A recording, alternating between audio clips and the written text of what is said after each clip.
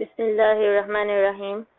अस्सलाम वालेकुम स्टूडेंट्स, उम्मीद है आप लोग खैरियत से होंगे, खुश रहें, घर वालों को खुश रखें।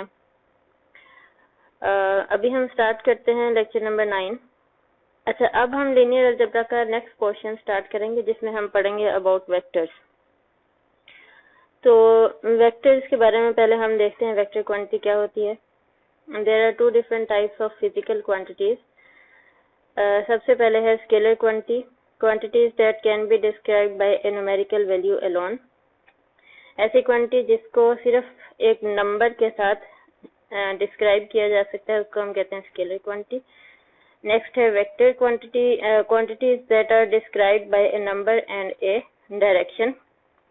ऐसी क्वांटिटीज जिनको एक नंबर और डायरेक्शन के साथ डिस्क्राइब किया जा सके उनको कहते हैं वेक्टर्स।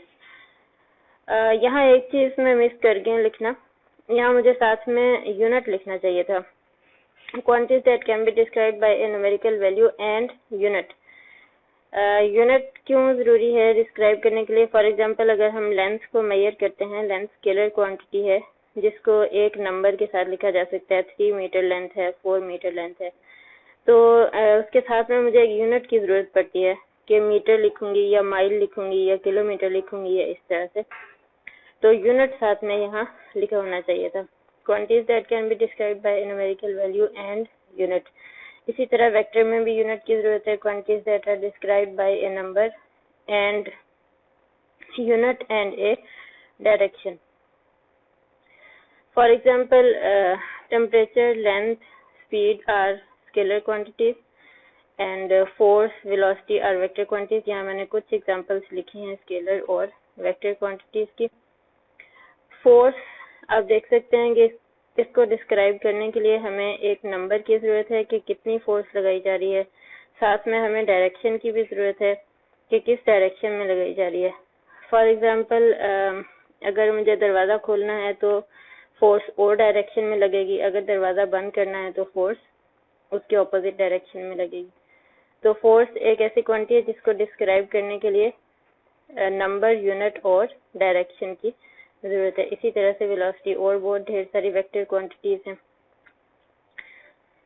तो लीनियर अलजेब्रा में जैसे मैंने कहा हम इसका सेकंड पार्ट स्टार्ट करें। वेक्टर्स, इसमें 2 पार्ट्स हैं, मैट्रिसेस एंड वेक्टर्स। इसी कोर्स में हम आगे जाके ये भी देखेंगे कि मैट्रिसेस भी वेक्टर्स ही होते हैं, जो कि स्पेशल केस हैं वेक्टर्स का। वेक्टर्स के बारे में हम यहाँ देखते हैं ज्योमेट्रिक वेक्टर्स। ज्योमेट्रिक वेक्टर्स जिनको हम ड्रा करके स्टडी कर सकें। हम ड्रा करके किस तरह से 2 डायमेंशन में कर सकते हैं या फिर 3 डायमेंशन में। इससे हायर डायमेंशन में ड्राइंग जो है वो हमारे लिए मुश्किल है। तो 3 डायमेंशन में मैंने यहाँ पे नहीं उसको लिखा क्योंकि हम में से बहुत से स्टूडेंट्स ऐसे हैं, आप लोगों में से, जिन्होंने मल्टी वेरिएबल कैलकुलस नहीं पढ़ी हुई, तो इसलिए मैंने यहाँ सिर्फ 2 डायमेंशन को डिस्क्राइब किया है ज्योमेट्रिक वेक्टर्स में। लेकिन जब हम आगे वेक्टर्स की कंपोनेंट्स फॉर्म में पढ़ेंगे तो वहाँ हम हायर डायमेंशन में चले जाएंगे। A vector in 2 dimension represented by an arrow. 2 dimension में वेक्टर को एक एरो से रिप्रेजेंट किया जाता है, जिस तरह से मैंने यहाँ पे रिप्रेजेंट किया हुआ है। The direction of arrowhead specifies the direction of vector. Arrowhead की जो डायरेक्शन होगी वो वेक्टर की डायरेक्शन को स्पेसिफाई करेगी। Length of arrow specifies the magnitude of vector. Arrow की ये जो लेंथ है यहाँ से स्टार्ट होके यहाँ तक एरो की जो लेंथ है इसको हम कहेंगे मैग्नीट्यूड ऑफ वेक्टर। एरो की जो टेल है, ये tail of arrow is called initial point of vector. Arrow की ये टेल, इसको हम कहेंगे वेक्टर की का इनिशियल पॉइंट, और ये एरो का हेड या फिर टिप ऑफ एरो, इसको हम कहेंगे terminal point of vector. Vectors are noted by bold letters, like मैंने यहाँ पे लिखा है V vector, W vector. Bold letter से जिसको लिखा जाए उसको हम कहेंगे वेक्टर, और जिनको बोल्ड नहीं किया जाए उनको हम कहेंगे scalars.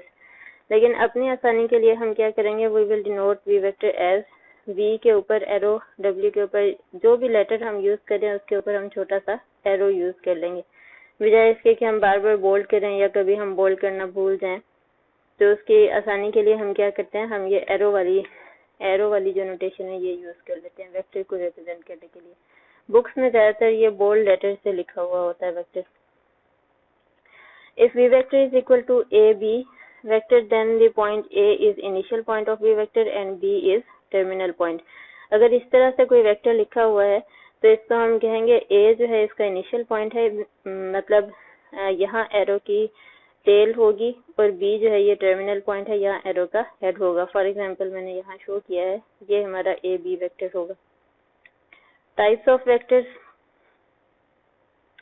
two vectors v and w are called equal if they have same length and direction।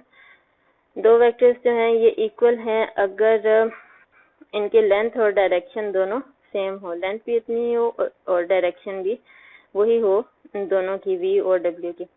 A vector whose initial and terminal point coincide has length 0। एक ऐसा वेक्टर जिसका इनिशियल पॉइंट भी वही है और टर्मिनल पॉइंट भी, मतलब एक वेक्टर जिसको सिर्फ एक पॉइंट से डिनोट किया जा रहा है, ऐसे वेक्टर को हम क्या कहते हैं, जीरो वेक्टर। उसकी लेंथ 0 होती है। डिनोटेड एज 0 के ऊपर हम वेक्टर का सिंबल डाल दें या 0 को बोल्ड करके लिखते हैं। A vector whose length is 1 is called unit vector. Next हमारे पास है वेक्टर एडिशन। वेक्टर एडिशन के लिए हम दो लॉज यूज करते हैं, parallelogram law of vector addition, triangular law of vector addition.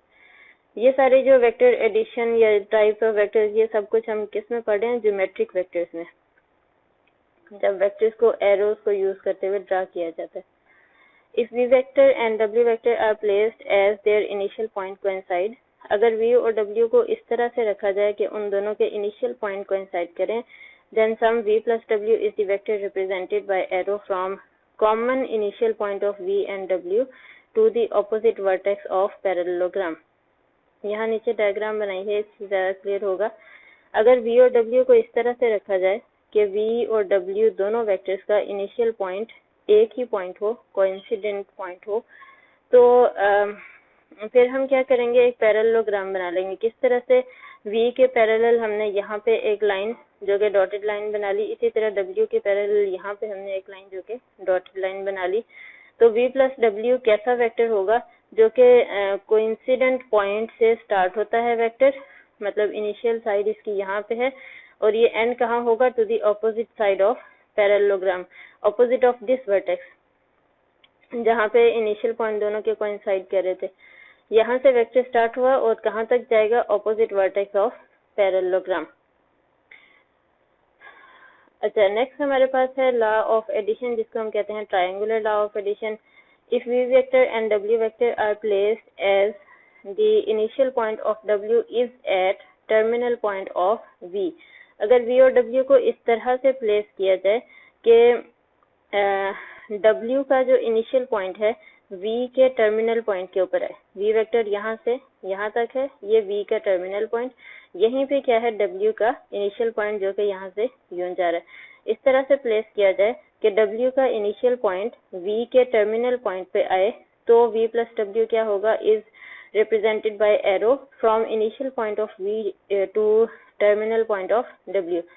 जो v के इनिशियल पॉइंट से स्टार्ट होगा और w के टर्मिनल पॉइंट पे एंड होगा, इस वेक्टर को हम नाम देंगे v plus w vector.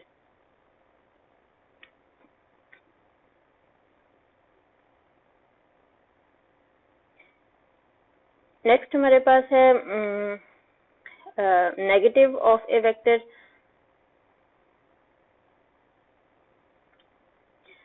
Negative of a vector किस तरह से है, let v vector be a vector, the negative of v denoted by minus v is the vector that has same length as v vector but opposite direction as of v vector। Negative of v vector किस तरह से define किया गया है कि उसकी length तो वही होगी जो v की होगी, बस सिर्फ क्या होगा, डायरेक्शन उसके ऑपोजिट हो जाएगी। तो ये वाला वेक्टर क्या है, negative of v vector. Vector subtraction में क्या है, for v vector and w vector, w minus v is taken to be sum as w minus v is equal to w plus minus v vector. क्योंकि दो vectors को add करने के तो हमने दो लॉज सीखे हैं, तो उसी ऐड वाले लॉज को हम यूज करेंगे और सब्ट्रैक्शन ऑफ वेक्टर्स जो है वो हम कर लेंगे। तो जैसे यहाँ पे मैंने किया, w माइनस वी अगर मुझे फाइंड करना है तो ये मेरे पास था v वेक्टर और ये था w वेक्टर। तो मैं क्या करूँगी, v का नेगेटिव वेक्टर यहाँ पे ड्रा कर लूँगी और फिर नेगेटिव वेक्टर को देखते हुए हम पैरेललोग्राम कंप्लीट कर लेंगे। जैसे यहाँ पे नेगेटिव वेक्टर के कोरिस्पॉन्डिंग यहाँ एक लाइन ड्रा कर ली, w के कोरिस्पॉन्डिंग यहाँ पे एक लाइन ड्रा कर ली। तो ये जो लाइन जो कि यहाँ पे बनी है यहाँ किस तरह से कि v माइनस वी और w के इनिशियल पॉइंट से स्टार्ट होके ऑपोजिट वर्टेक्स ऑफ पैरेललोग्राम तक, ये क्या है w minus V, w vector और v का नेगेटिव वेक्टर्स दोनों को ऐड किया बाय पैरेललोग्राम लॉ। नेक्स्ट हमारे पास है scalar multiplication. Let v vector be a non zero vector and k be a non-zero scalar, then scalar product of v vector by k is the vector whose length is k magnitude times the length of v vector and direction is same as of v vector। k into v कैसे होगा कि direction वही रहेगी जो v की direction है। k scalar पर depend करते हुए उसकी जो लेंथ है v वेक्टर की वो कम या ज्यादा होगी। अगर k छोटा है तो कम हो जाएगी, अगर k बड़ा है तो ज्यादा हो जाएगी। जैसे v वेक्टर मैंने यहाँ पे ये शो किया 1/2 v वेक्टर मतलब v वेक्टर का हाफ, तो हम क्या करेंगे इसकी लेंथ का हाफ कर देंगे, डायरेक्शन वही रहेगी। फिर 2 into v वेक्टर मतलब v वेक्टर का डबल, तो v वेक्टर के मैग्नीट्यूड से ये 2 मल्टीप्लाई हो जाएगा, तो ये v वेक्टर से डबल इसकी लेंथ हो जाएगी और डायरेक्शन वही रहेगी।